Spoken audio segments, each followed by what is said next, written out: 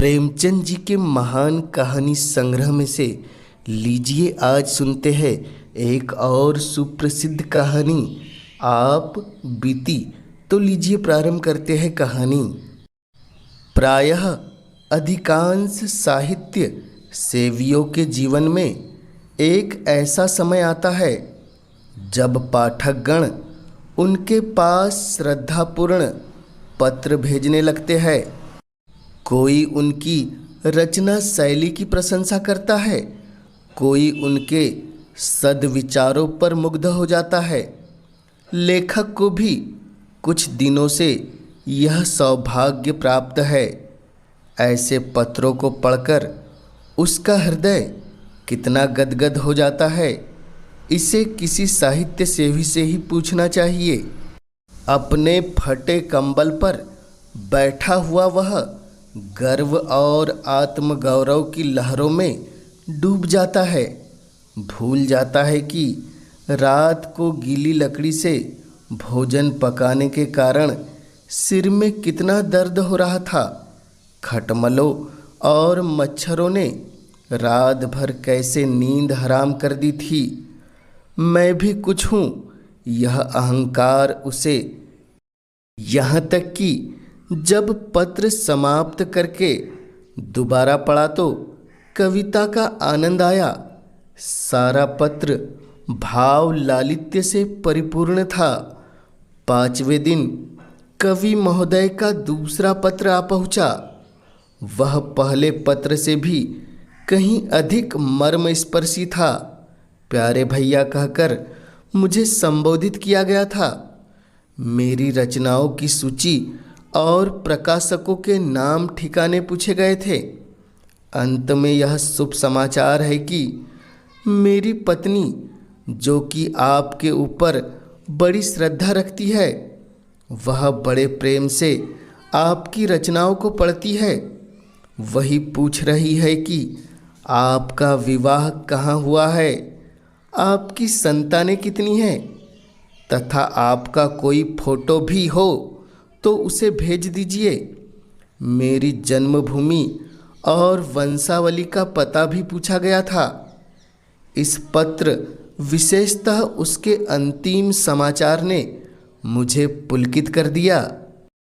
यह पहला ही अवसर था कि मुझे किसी महिला के मुख से, चाहे वह प्रतिनिधि द्वारा ही क्यों न हो, अपनी प्रशंसा सुनने का सौभाग्य प्राप्त हुआ। गरूर का नशा छा गया। धन्य है भगवान, अब रमणियाँ भी मेरे कृत्य की सराहना करने लगी। मैंने तुरंत उत्तर लिखा। जितने कर्णप्रिय शब्द मेरी स्मृति के कोश में थे, सब खर्च कर दिए। मैत्री और बंधुत्व से सारा पत्र भरा हुआ था। अपनी वंशावली का वर्णन किया। कदाचित मेरे पूर्वजों का ऐसा कीर्तिगान किसी भाट ने भी नहीं किया होगा। मेरे दादा एक जमींदार के कारिंदे थे। मैंने उन्हें एक बड़ी रियासत का मैनेजर बतलाया। अपने पिता को, जो दफ्तर में क्लर्क थे, उस दफ्तर का प्रधान अध्यक्ष बना दिया। और काश्तकारी को जमींदारी बना देना तो साधारण बात थी। अपनी रचनाओं की संख्या तो न बढ़ा सका, पर उनके महत्व, आदर और प्रचार का उल्लेख ऐसे शब्दों में किया जो नम्रता की ओट में अपने गर्व को छिपाते हैं। कौन नहीं जानता कि बहुधा तुच्छ का अर्थ उसके विपरीत होता है और दीन के माने कुछ और ही समझे जाते हैं। स्पष्ट रूप से अपनी बड़ाई करना उछलता है, मगर सांकेतिक शब्दों से आप इसी काम को बड़ी आसानी से पूरा कर सकते हैं। खैर, मेरा पत्र समाप्त हो गया और तत्क्षण लेटर बक्स के पेट में पहुंच गया। इसके बाद 2 सप्ताह तक कोई पत्र न आया। मैंने उस पत्र में अपनी गृहिणी की ओर से भी 2-4 समायोचित बातें लिख दी थी। आशा थी घनिष्ठता और भी घनिष्ठ होगी। कहीं कविता में मेरी प्रशंसा हो जाए तो क्या पूछना, फिर तो साहित्य संसार में मैं ही नजर आऊं। इस चुप्पी से कुछ निराशा होने लगी, लेकिन इस डर से कि कहीं कवि जी मुझे मतलबी अथवा सेंटिमेंटल न समझ ले, कोई पत्र न लिख सका। अश्विन का महीना था और तीसरा पहर। रामलीला की धूम मची हुई थी। मैं अपने एक मित्र के घर चला गया था। ताश की बाजी हो रही थी। सहसा एक महाशय मेरा नाम पूछते हुए आए और मेरे पास कुर्सी पर बैठ गए, और मेरा उनसे कभी का परिचय न था। सोच रहा था वह कौन आदमी है और यहाँ कैसे आया।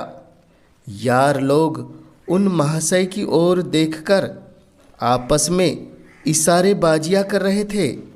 उनके आकार प्रकार में कुछ नवीनता अवश्य थी।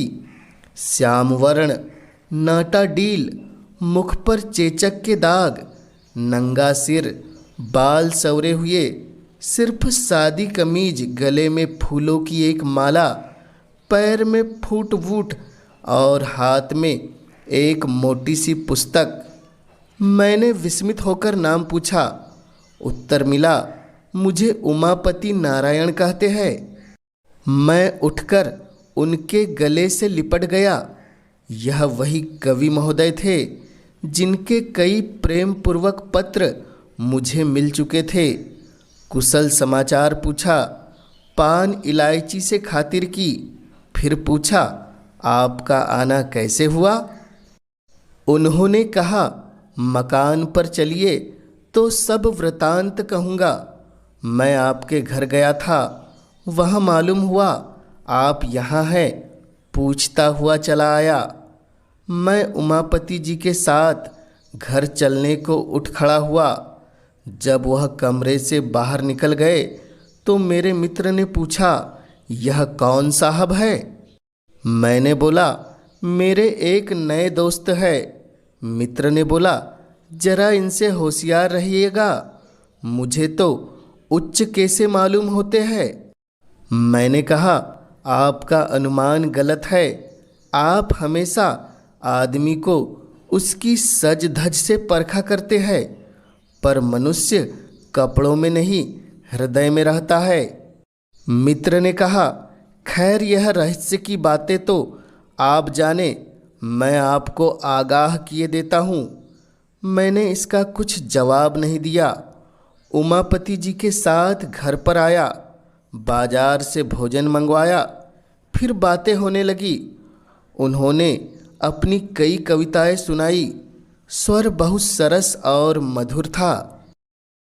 कविताएं तो मेरी समझ में खाक न आई, पर मैंने तारीपों के पुल बांध दिए। झूम झूम कर वाह वाह करने लगा, जैसे मुझसे बढ़कर कोई काव्य रसिक संसार में न होगा। संध्या को हम रामलीला देखने गए। लौटकर उन्हें फिर भोजन कराया। अब उन्होंने अपना वृतांत सुनाना शुरू किया। इस समय वह अपनी पत्नी को लेने के लिए कानपुर जा रहे हैं। उसका मकान कानपुर में ही है। उनका विचार है कि एक मासिक पत्रिका निकाले। उनकी कविताओं के लिए एक प्रकाशक 1000 रुपये देता है, पर उनकी इच्छा तो यह है कि उन्हें पहले पत्रिका में क्रमशः निकालकर फिर अपनी ही लागत से पुस्तककार छपवाए। कानपुर में उनकी जमींदारी भी है, पर वह साहित्यिक जीवन व्यतीत करना चाहते हैं। जमींदारी से उन्हें घृणा है। उनकी स्त्री एक कन्या विद्यालय में प्रधान अध्यापिका है। आधी रात तक बातें होती रही। अब उनमें से अधिकांश याद नहीं। हाँ, इतना याद है कि हम दोनों ने मिलकर अपने भावी जीवन का एक कार्यक्रम तैयार कर लिया था। मैं अपने भाग्य को सराहता था कि भगवान ने बैठे बिठाए ऐसा सच्चा मित्र भेज दिया। आधी रात बीत गई तो सोए। उन्हें दूसरे दिन 8 बजे की गाड़ी से जाना था। मैं जब सोकर उठा तब 7 बज चुके थे। उमापति जी हाथ मुंह धोए तैयार बैठे थे। वह बोले, अब आज्ञा दीजिए, लौटते समय इधर से ही जाऊंगा। इस समय आपको कुछ कष्ट दे रहा हूँ, क्षमा कीजिए। मैं कल चला तो प्रातःकाल के 4 बजे थे। 2 बजे रात से पड़ा जाग रहा था कि कहीं नींद न आ जाए, बल्कि यूं समझिए कि सारी रात जागना पड़ा, क्योंकि चलने की चिंता लगी हुई थी। गाड़ी में बैठा तो झपकियाँ आने लगी। कोट उतार कर रख दिया और लेट गया। तुरंत नींद आ गई। मुगल सराय में नींद खुली, कोट गायब। नीचे ऊपर चारों तरफ देखा, कहीं पता नहीं। समझ गया किसी महाशय ने उड़ा दिया। सोने की सजा मिल गई। कोट में 50 रुपये खर्च के लिए रखे थे, वे भी उसके साथ उड़ गए।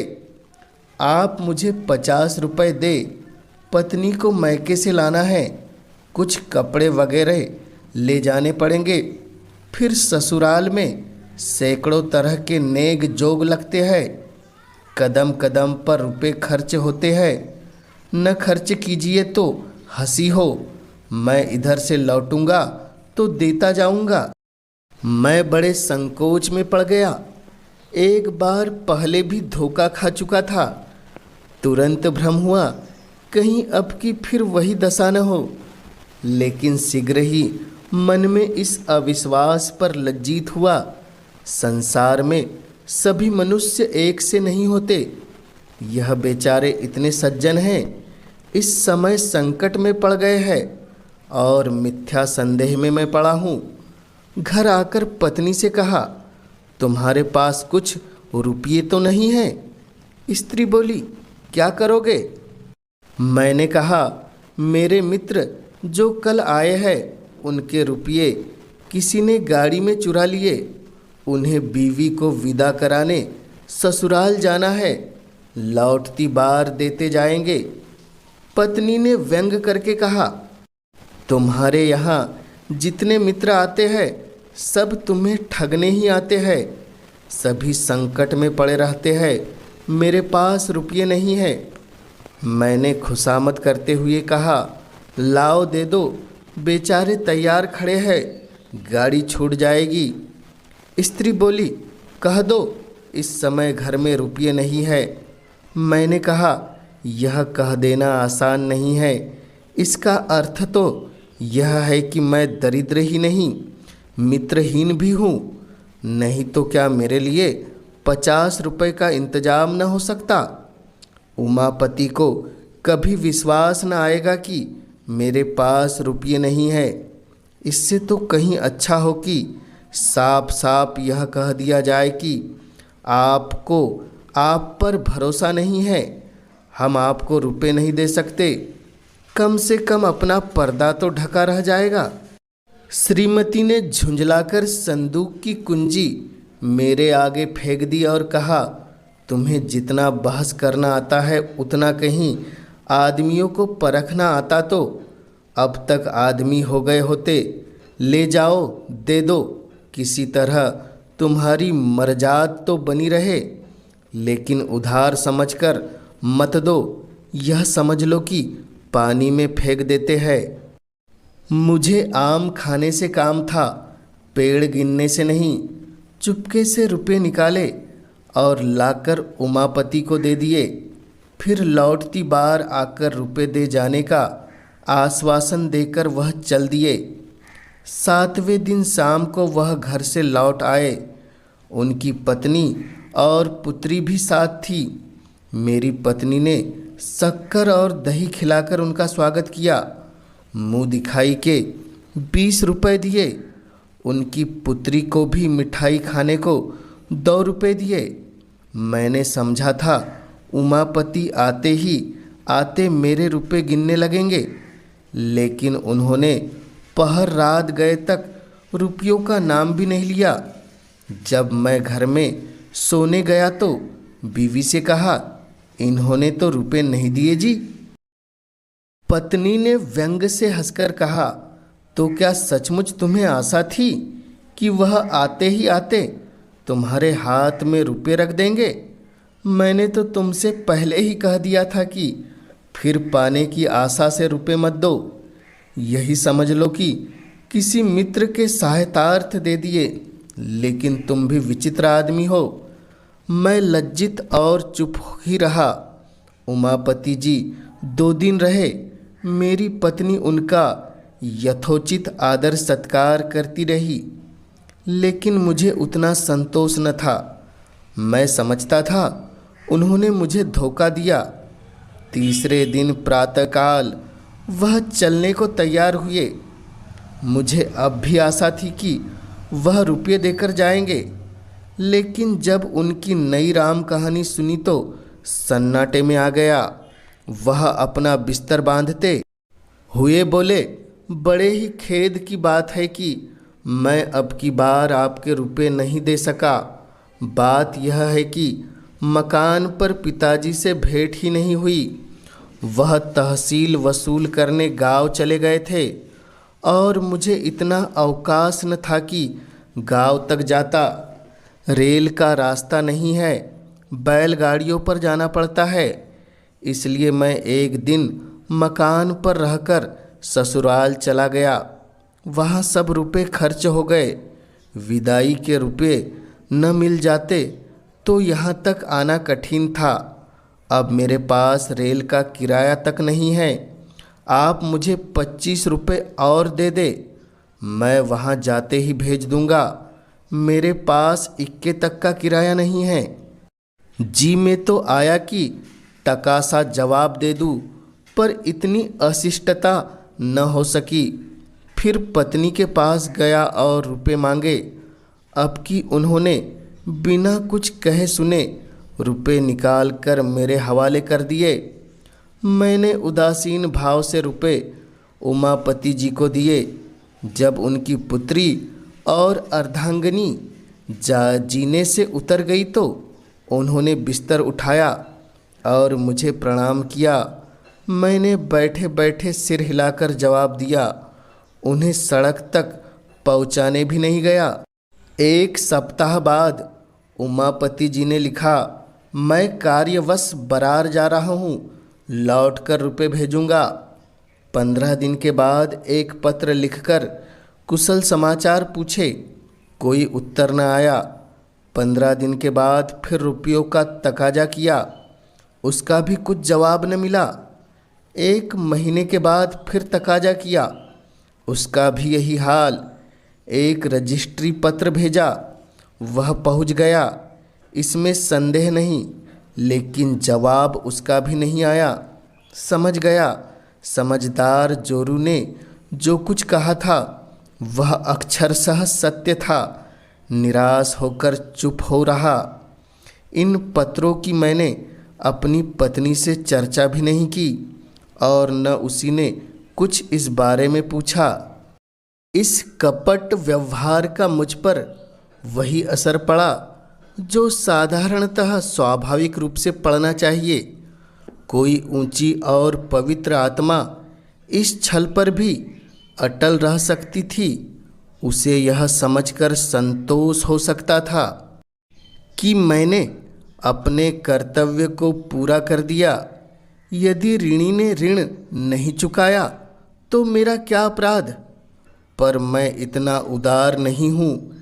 यहाँ तो महीने सिर खपाता हूँ, कलम घिसता हूँ, तब जाकर नगद नारायण के दर्शन होते हैं। इसी महीने की बात है, मेरे यंत्रालय में एक नया कंपोजिटर बिहार प्रांत से आया। काम में चतुर जान पड़ता था। मैंने उसे 15 रुपये मासिक पर नौकर रख लिया। पहले किसी अंग्रेजी स्कूल में पढ़ता था। असहयोग के कारण पढ़ना छोड़ बैठा था। घर वालों ने किसी प्रकार की सहायता देने से इनकार किया। विवश होकर उसने जीविका के लिए यह पेशा अख्तियार कर लिया। कोई 17-18 वर्ष की उम्र थी। स्वभाव में गंभीरता थी। बातचीत बहुत सलीके से करता था। यहाँ आने के तीसरे दिन बुखार आने लगा। 2-4 दिन तो ज्यों-त्यों करके काटे, लेकिन जब बुखार नहीं छूटा तो घबरा गया। घर की याद आई और कुछ न सही, घर वाले क्या दवा दर्पण भी न करेंगे। मेरे पास आकर बोला, महाशय मैं बीमार हो गया हूँ, आप कुछ रुपए दे दे तो घर चला जाऊँ। वहाँ जाते ही रुपयों का प्रबंध करके भेज दूँगा। वह वास्तव में बीमार था। मैं उससे भली भांति परिचित था। यह भी जानता था कि यहाँ रहकर वह कभी स्वास्थ्य लाभ नहीं कर सकता। उसे सचमुच सहायता की जरूरत थी, पर मुझे शंका हुई कि कहीं यह भी रुपए हजम न कर जाए। जब एक विचारशील सुयोग्य विद्वान पुरुष धोखा दे सकता है, तो ऐसे अर्धशिक्षित नवयुवक से कैसे यह आशा की जाए कि वह अपने वचन का पालन करेगा। मैं कई मिनट तक घोर संकट में पड़ा रहा। अंत में बोला, भाई मुझे तुम्हारी दशा पर बहुत दुख है, मगर मैं इस समय कुछ नहीं कर सकूँगा। बिल्कुल खाली हाथ हूँ, खेद है। यह कोरा जवाब सुनकर उसकी आंखों से आंसू गिरने लगे। वह बोला, आप चाहे तो कुछ न कुछ प्रबंध अवश्य कर सकते हैं। मैं जाते ही आपके रुपए भेज दूंगा। मैंने दिल में कहा, यहाँ तुम्हारी नीयत साफ है, लेकिन घर पहुंचकर भी यही नीयत रहेगी, इसका क्या प्रमाण है?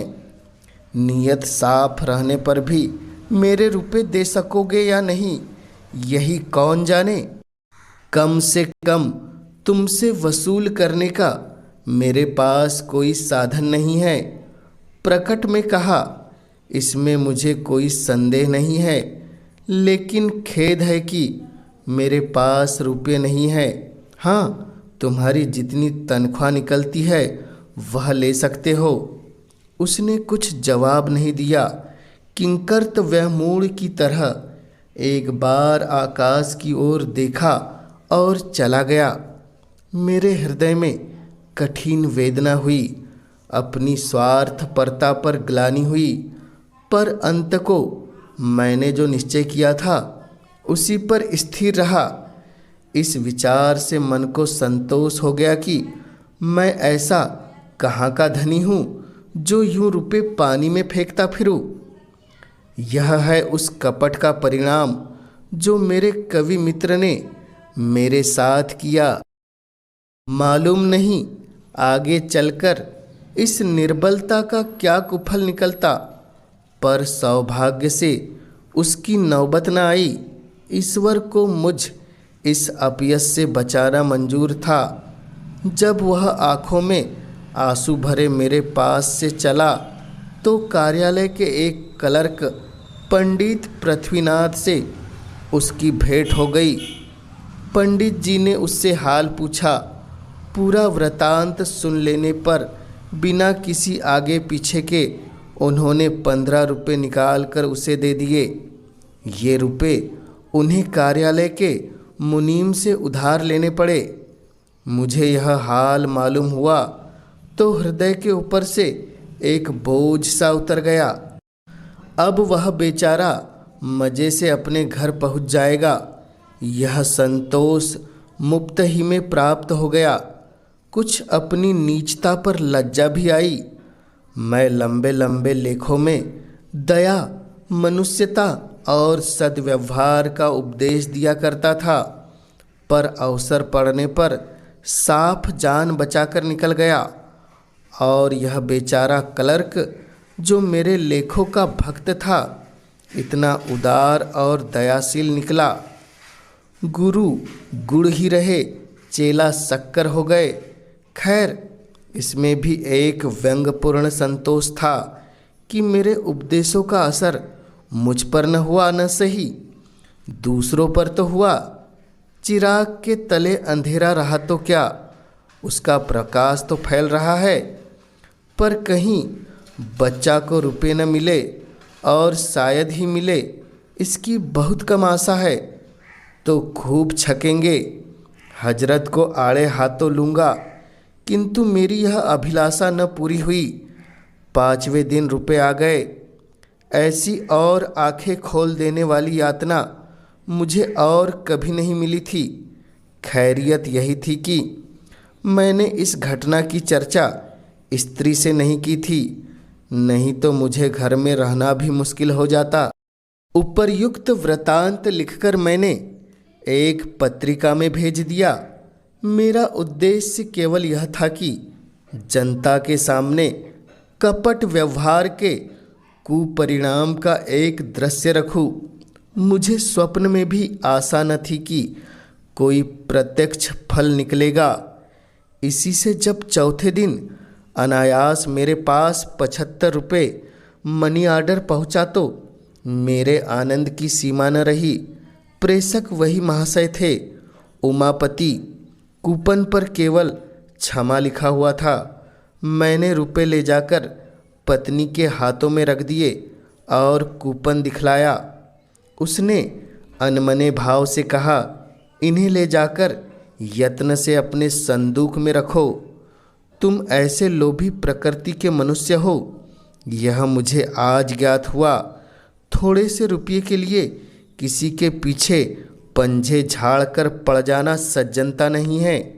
जब कोई शिक्षित और विनयशील मनुष्य अपने वचन का पालन न करे तो यही समझना चाहिए कि वह विवश है। विवश मनुष्य को बार बार तकाजों से लज्जित करना भलमनसाही नहीं है। कोई मनुष्य जिसका सर्वथा नैतिक पतन नहीं हो गया, यथाशक्ति किसी को धोखा नहीं देता। इन रुपयों को मैं तब तक अपने पास नहीं रखूंगी जब तक उमापति का कोई पत्र नहीं आ जाएगा कि क्यों रुपए भेजने में विलंब हुआ। पर इस समय मैं ऐसी उदार बातें सुनने को तैयार नहीं था। डूबा हुआ धन मिल गया, इसकी खुशी से फूला न समाता था।